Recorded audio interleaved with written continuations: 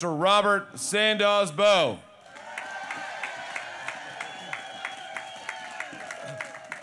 Thank you, Captain. It's great to be back in the capital city of Mardi Gras, New Orleans, Louisiana. I would like to read a proclamation, please. Mayor? Yes. With joy, I return to our capital city to join with my loyal subjects in these carnival celebrations. To assure the fullest degree of pleasure for all, I do hereby ordain and decree the following: that during the great celebration, all commercial endeavors be suspended throughout the realm, so that pleasure may rule both day and night. Oh, what kind of pleasure? That the children of the realm be freed of their studies and permitted to participate in the pageantry.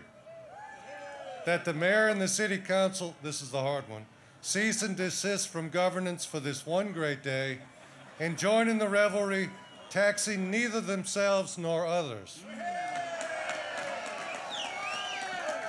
That our good people give heed to the brave and stalwart police and fire departments who contribute so much to our safety and happiness on this grand occasion.